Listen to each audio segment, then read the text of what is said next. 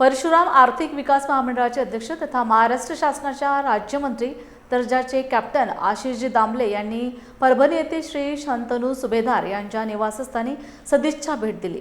यावेळी सुभेदार परिवाराच्या वतीने कॅप्टन आशिषजी दामले यांचे उत्स्फूर्त स्वागत करण्यात आले। सदिच्छा भेटी दरम्यान परभणी जिल्ह्यातील विविध सामाजिक, शैक्षणिक तसेच विकासात्मक विषयांवर सविस्तर चर्चा करण्यात आली। आज समस्त ब्राह्मण समाजाच्या वतीने एक मेळावा ठेवण्यात आला आहे। परशुराम आर्थिक विकास महामंडळाचा अध्यक्ष या नात्याने या कार्यक्रमाला मी आलेलो आहे। खरं तर संपूर्ण महाराष्ट्रातला ब्राह्मण समाज हा एकत्रित यावा आणि त्यातून जे खरंच जो दुर्बल घटक आहेत, ज्यांना गरज आहे अशा दुर्बल घटकांना मदत करण्यासाठी आम्ही सगळ्याच ज्या ब्राह्मण संघटना आहेत त्या एकत्र येऊन एक ताकदीने अशा लोकांसाठी धावून जाण्यासाठी, त्यांना मदत करण्यासाठी त्या ठिकाणी सज्ज झाले। आणि मला अभिमान आहे की कुठल्याही चांगल्या कार्यामध्ये मदत असो, एकत्र येणं असो, दुसऱ्यांना इतर समाजांना एकत्रित घेऊन जाणं असो, या सगळ्या गोष्टींमध्येच आमचा समाज हा त्या ठिकाणी पुढे आहे।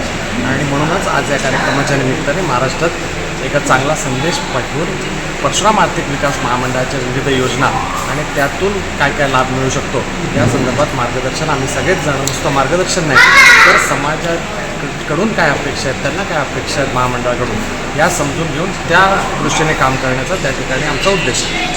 शंतनू सुभेदार हे फार आमचे जवळचे मित्र आहेत आणि म्हणूनच परभणीत आल्यानंतर प्रथम त्यांच्याकडे आल्याशिवाय परभणी दौरा सुरू होत नाही। आणि मला आनंद आहे की शंतनू सुभेदाराच्या माध्यमातून परभणी शहरात आपण जर पाहिलं तर फार मोठं सामाजिक कार्य हे मागच्या काळामध्ये उभं राहिलेलं आहे। ह्याच्या पुढे सुद्धा शंतनू आणि सर्वच सुभेदार कुटुंबाकडनं असंच समाजकार्य घडत राहील आणि समाजाचं हित होत राहील या दृष्टीने त्या ठिकाणी ते काम करतात। आम्ही सगळेजण त्यांच्या पाठीशी आहोत, त्यांच्यासोबत आहोत आणि पुढच्या काळात सुद्धा अशीच शक्ती निर्माण करण्यासाठी त्यांना प्रेरणा मिळेल हीच त्या ठिकाणी प्रार्थना करतो।